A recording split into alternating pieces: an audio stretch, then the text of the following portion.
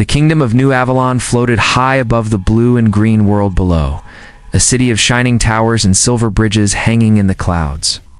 The people loved their queen Leora. She was young, kind, and full of quiet strength. When she walked among her people, she spoke softly and listened carefully. She cared about everyone, from the highest officers to the children who played in the garden courts. But even a queen could feel lonely. Her life was full of duties, meetings, and ceremonies. She woke early to read reports, she attended councils that lasted hours, and she smiled for the cameras that followed her every move. Every evening, she looked out from her high balcony at the quiet stars and wondered what it would be like to live a simple life. She wished, just for a moment, that someone would see her as a woman and not just as the ruler of an empire. One morning, while visiting the skydocks to inspect repairs on one of the great platforms, she met someone who changed everything. His name was Ethan. He worked as an engineer, one of the many who helped keep the kingdom's floating cities running. His uniform was plain, his hair a bit messy, and he looked surprised when the queen stopped to talk to him. At first, Leora only meant to ask about the repairs, but Ethan's way of speaking caught her attention. He was direct, honest, and a little shy. He explained things clearly, without trying to impress her. When she asked if he ever wished he had an easier job, he gave a small smile and said, "I like fixing things that matter." Those words lingered in her thoughts for days. Leora had met hundreds of men who tried to flatter her with fancy words and grand gestures. But there was something different about Ethan. He seemed to listen more than he spoke. When he looked at her, there was no fear or ambition in his eyes, only peace. As though he was perfectly content just being himself. Weeks passed, and their paths crossed again. Sometimes the queen would visit the docks under a light disguise, saying she wanted to see the new solar fields or check on the repair crews. The workers grew used to her visits, though few knew her secret reason. Ethan would always greet her with a nod and return to his work. He never tried to stand closer than was proper. He never spoke too much. Yet somehow, each short meeting left Leora's heart a little lighter. It was not long before the news spread that the queen had taken an interest in the engineer. Advisors whispered warnings. They said it was not proper. They reminded her that she could have chosen any leader or scholar from across the worlds. A queen, they said, must think of alliance, not affection. But Leora listened only politely. She had ruled with her mind long enough. This time, she would follow her heart. The day she told Ethan how she felt, he looked entirely unprepared. He bowed lightly and said, "Your Majesty, I'm just a worker. I have no title, no fortune, not even a name that history will remember." She smiled and said, "Then let history remember kindness and truth instead." Their marriage took place under the great dome of New Avalon, surrounded by the shimmering sky and the cheers of thousands below. People called it a story of hope, a sign that love could cross every border of class and duty. Some said it was foolish, others said it was inspiring. During the ceremony, Ethan looked nervous and humble in his simple suit beside the queen's shining robes. But when their eyes met, the noise of the crowd faded. In that quiet moment, they were only two people who had found each other in a world too full of masks. After the wedding, life for the royal couple was peaceful for a time. Leora continued her duties, ruling with fairness and courage. Ethan began his work in the palace workshops, helping improve the energy systems that powered the floating kingdom. He made small inventions to lighten the labor of workers and suggested designs that made life easier across the city. He never sought fame or reward. Servants who passed him in the halls said he always greeted them with the same warmth he showed to the queen. Children in the palace gardens loved him because he told stories about the stars and how machines could learn from nature. Leora often watched him when he did not notice. She wondered how a man so gentle could carry such calm strength inside him. There was something quiet but deep about him, as though he carried a secret peace that nothing in the world could shake. At night, when the lights of the city dimmed and the sky stretched endlessly beyond the windows, she would rest beside him and feel that strange calm spreading over her too. What she did not know was that behind Ethan's kind eyes lay something far greater than power hidden for years, waiting for the day it would finally awaken. That day would come soon. But for now, the queen believed that peace would last forever. Unaware that her gentle husband would one day change the fate of the entire human world. The days after the royal wedding passed like a dream. The city of New Avalon shined brighter than ever before. The people felt proud of their queen, and they admired her courage to marry someone from among them. For the first time, the palace felt alive with laughter and warmth. Ethan's calm way of speaking and his kind smile made everyone feel at ease. Guards, servants, even the old royal advisors found themselves liking him. But beyond the floating towers and shining bridges, trouble was quietly growing. The kingdoms that surrounded New Avalon were jealous. They wanted its power, its clean energy, and its strong fleets. Their leaders watched closely, waiting for any sign of weakness. One night, as the city lights flickered below the stars, Queen Leora sat with her council. They spoke of the rising tension in the border regions. Reports said that fleets were gathering near the trade routes, and spies carried news of weapons being built. Leora listened carefully, her hands folded on the table. "We must show strength," said Commander Bryce, the head of the Royal Guards. "If they believe we have lost focus because of peace, they will strike." The Queen gave a slow nod. She loved peace, but she also knew that peace needed strong hands to protect it. "We will prepare." Quietly, she said. "No panic, no fear. We protect what we love by being wise, not loud." Later that night, when she returned to her private quarters, Ethan was waiting. He was working on a small device, a glowing tool that could store light energy. When he saw her worried face, he put it aside and came closer. "Bad news?" he asked softly. She told him everything about the fleets, the threats, and her fear that more war might return. He listened, without interrupting. His eyes were steady, calm, as if he was weighing each word carefully. "Do you think they will attack?" she asked at last. "They might," he said. "Humans fear what they do not control. New Avalon is strong, but envy makes other hearts reckless." She smiled sadly, always so calm even when danger grows around us. Ethan touched her hand gently. Calm comes from knowing what must be done, only wastes time. For days after that talk, the palace changed. News spread faster, armies began to move. The skies near the border glowed with storms from testing weapons. Yet Ethan remained the same. He worked quietly in his small workshop, creating new systems that could shield buildings from energy storms and make engines stronger. Some of the officers laughed at him behind his back. An engineer, trying to play a protector, once said. He fixes machines, not wars. But the Queen paid them no mind. She trusted him with all her heart. Weeks later, scouts brought the warning everyone feared. The combined fleets of 3 rival realms had entered New Avalon's orbit. They wanted full control of the solar lines that powered the city. Their message was simple: surrender or face destruction. The council gathered again in panic. Commanders shouted, advisors argued. Some urged the Queen to escape to the lower worlds. Others wanted to launch all defenses at once. Through all the noise, Ethan stood quietly in the corner. He looked at the maps, the patterns of movement, and the power readings on the screens. When the Queen noticed his silence, she turned to him. "What do you see, Ethan?" she asked. He looked up slowly. "They will attack before dawn," he said. "They will not wait for your answer." "How can you be so sure?" asked Commander Bryce. Ethan answered simply, "Because that is what I would do if I were them."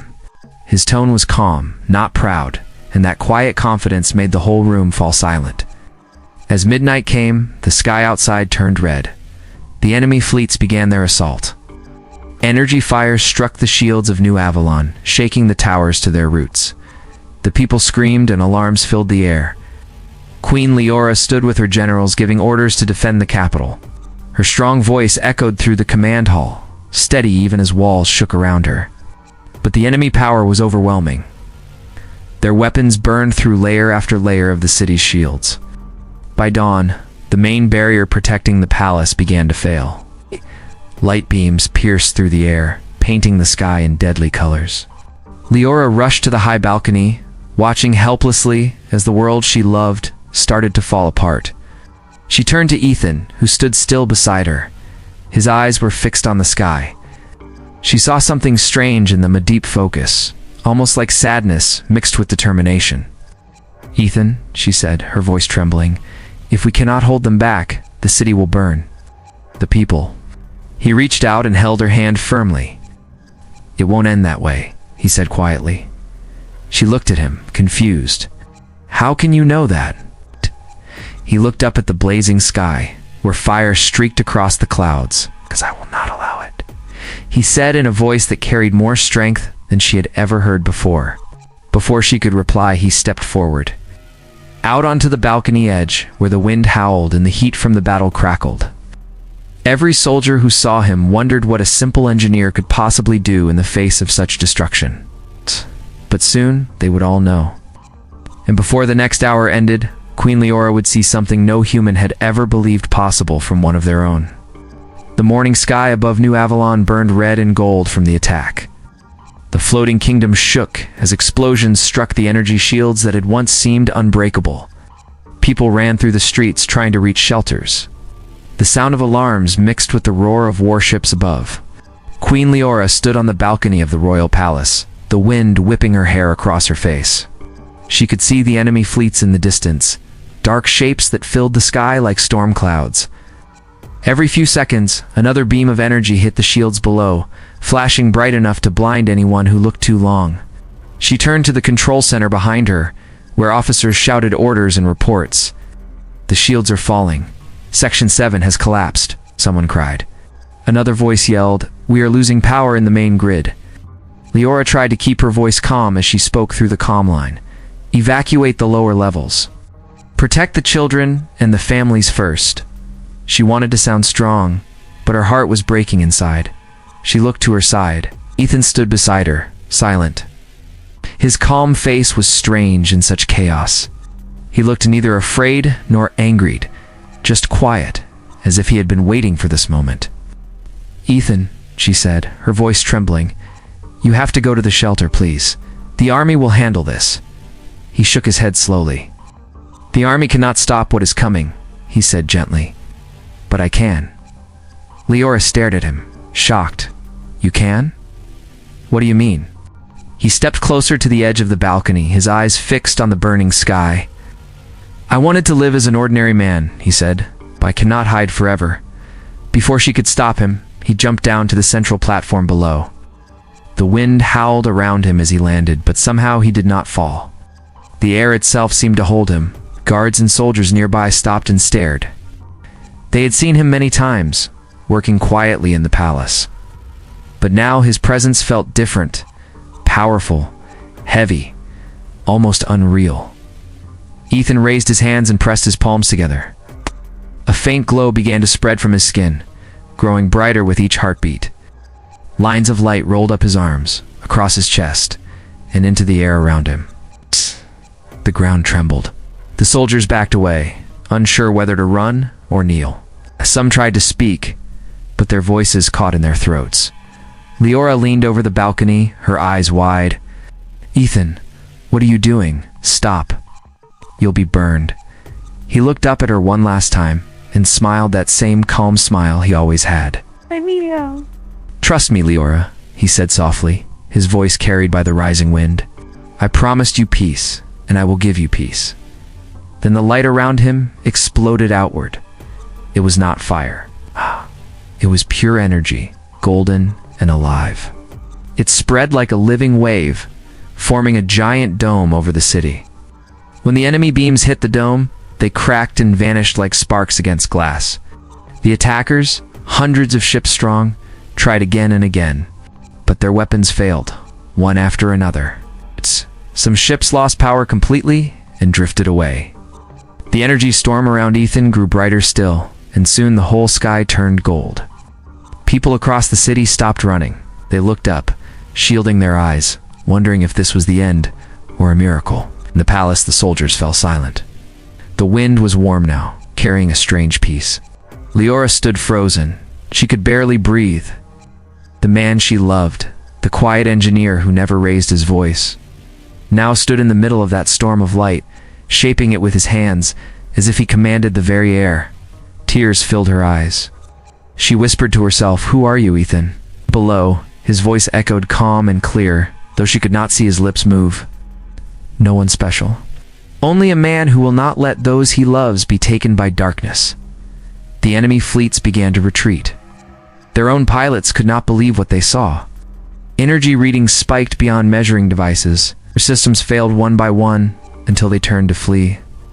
The golden light followed them, but it did not destroy it, only pushed them back into the darkness of the outer sky. When the battle ended, silence fell over New Avalon.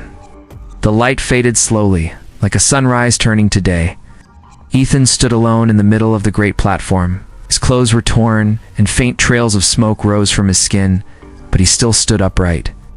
Leora ran down from the palace, her heart pounding. She crossed the debris and stopped before him.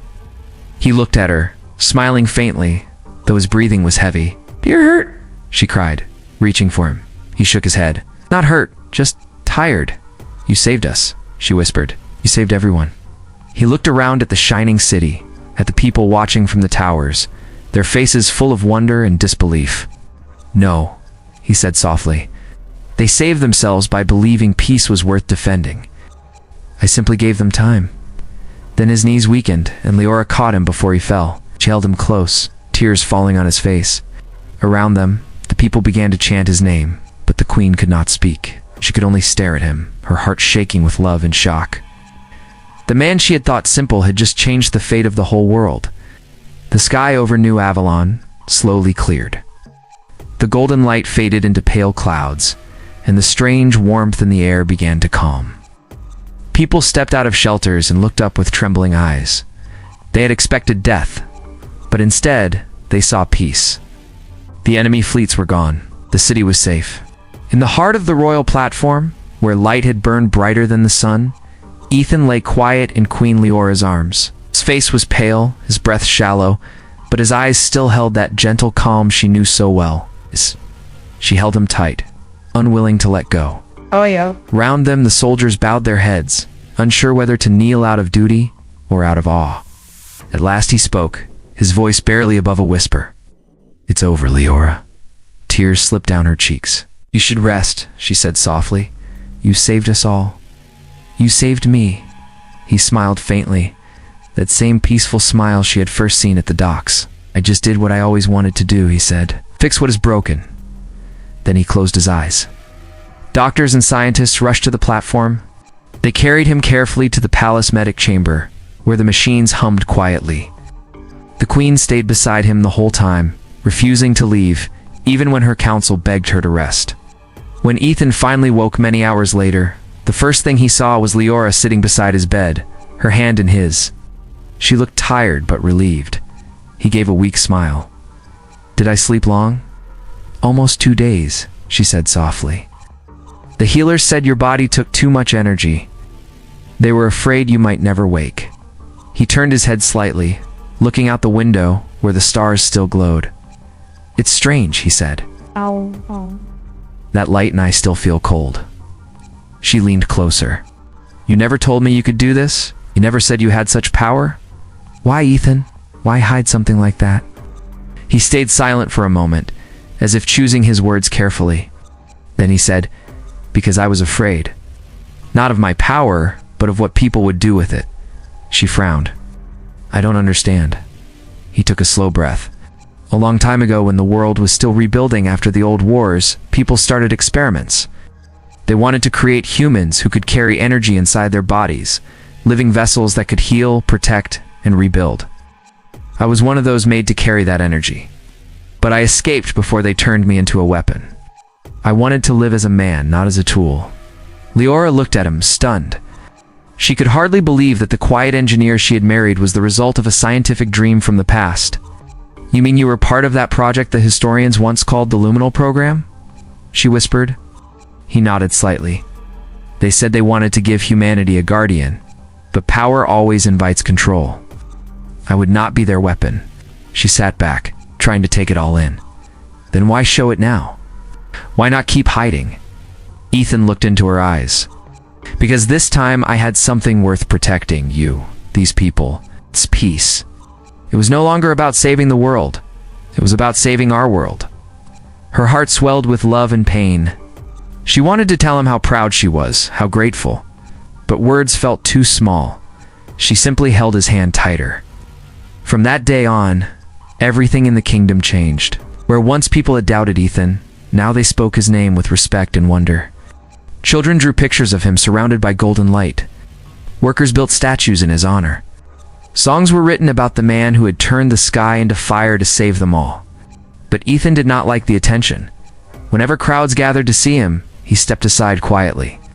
The power was never mine alone, he told them. It belongs to every human heart that chooses hope over fear. Queen Leora sometimes watched him as he walked through the gardens in the evening. He looked peaceful again, almost as he had before the war. But she noticed something different now, a certain distance in his eyes, as though part of him was somewhere far away. One night she found him by the balcony looking out at the stars. The wind was soft, carrying the smell of rain. He turned as she came closer. He looked tired again, she said with concern. He smiled faintly. It's not tiredness, just thinking. What are you thinking about?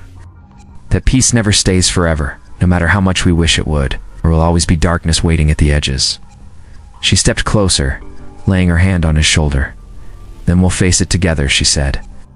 You don't have to protect the world alone anymore. He looked at her and nodded slowly, but inside, a shadow still lingered in his thoughts. He knew that his power, now awakened, could never go unnoticed by others. Somewhere out there, people would be talking, planning, and wondering how to control or destroy what they could not understand. Still, as he wrapped his arms around Leora and looked out at the quiet horizon, he allowed himself one moment of peace.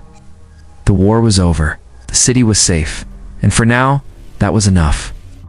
Far below, New Avalon sparkled like a jewel in the night sky. The people slept under calm stars, never knowing how fragile that peace truly was, or how one man's secret light had saved their world from falling into darkness. Weeks passed since the great battle above New Avalon. The city had returned to peace. The skies clear and quiet once more. People repaired the broken streets, rebuilt damaged towers, and sang songs of light and hope. Everywhere in the floating kingdom, the name Ethan was spoken with respect and pride. But inside the palace, things were not the same. Queen Leora ruled wisely as always, yet her thoughts often drifted to her husband.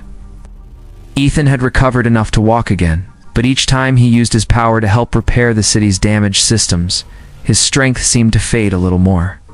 He smiled often to calm her, but she could feel the tiredness behind his eyes. One evening, as the sun sank below the white towers, she found him in the gardens. He was sitting by the glass pond, watching firelight from the city reflect off the water. His posture was gentle, but his face looked sad and thoughtful. What? She walked up beside him quietly. You have been alone here for hours, she said. He nodded without turning. Sometimes silence teaches more than words. I was remembering the world before I met you. She sat beside him. Do you regret leaving that world behind? He looked at her with a small smile. No, that world had only duty and fear. This one gave me love and peace. Her eyes shimmered. Then promise me you will stay. Promise you will not leave. He took her hand in both of his. Leora, I will never leave you with choice. But there are things I cannot run from anymore. Now that people know what I am, they will search for others like me. Some will want to use my power. Some will want to destroy me. I cannot let either happen. She gripped his hand tighter. We can face them together. He looked down at their joined hands and said softly, together does not always mean side by side. Sometimes it means trusting that the other will finish what we started. That night, Leora couldn't sleep. Memories of the battle returned again, and again the moment the sky turned gold, the sound of his voice promising peace. She realized she had never asked how he had done it, how human hands could hold such light. But perhaps she never wanted to know. It was enough that he did. The next morning, the palace awoke to an unexpected message. A meeting had been called among the leaders of nearby kingdoms. They wanted peace talks, but there was another reason behind it. Whispers spread that they wanted to see Ethan in person, to study his power and discover if he could be controlled. Leora's council advised her to refuse. They fear what they don't understand, Commander Bryce said. This could be a trap. But Ethan spoke calmly. Let them fear. They must learn that power can exist without rule or chains. 2 days later, they traveled to the meeting place in the Cloud Hall at the edge of New Avalon. The hall stood open to the sky, built of transparent glass that shone in the sunlight. When the rulers of the other realms arrived, They stared at Ethan with both awe and suspicion. One of them, a tall man with a silver badge on his chest, spoke loudly. "Your power protected your city, but it gives you too much strength over the rest of us. How do we know you won't use it against us?" Ethan looked at him calmly. "Because the moment I begin to rule with power instead of kindness is the moment I cease to be human," another leader said. "If such power exists, others will want it. We must control it, or it will destroy us all." Ethan shook his head. "You cannot control light with chains. You can only guide it with purpose." His voice carried across the hall, steady and peaceful. The rulers had no answer. "This is not here to rule you," he said. "It is here to remind you that the strength of humanity has never been in domination, but in faith. We rise when we trust one another." Queen Leora stood beside him, proud and silent. Ow. When the meeting ended, none dared to threaten New Avalon again. Ethan had said little, yet he had changed their hearts more than weapons ever could. In the days that followed, his health weakened further. Each use of his inner light seemed to take a piece of him away. Still, he smiled whenever he saw Leora. "Do you remember the night we first met?" he asked one evening as she read reports by his side. She laughed softly. "You had oil on your hands and still bowed as if you were afraid to touch the queen's floor. And you asked if machines can dream," he said with a faint grin. "I still don't know the answer." She leaned closer. "Yes, you do. You dream every night. You dream of hope." He looked at her warmly. "That dream is enough." The next dawn came golden and quiet.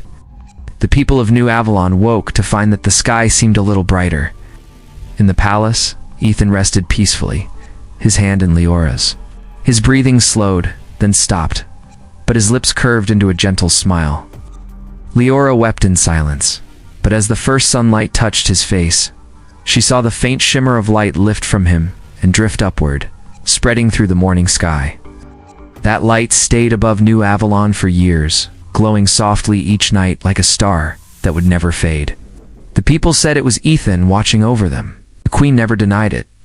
And whenever she looked at that star, she whispered, "You fixed the world, my love. You fixed what was broken." In time, New Avalon became a symbol of unity and peace for all humanity. But in every story told, one truth always remained. The true power that saved them was not light or energy. It was love.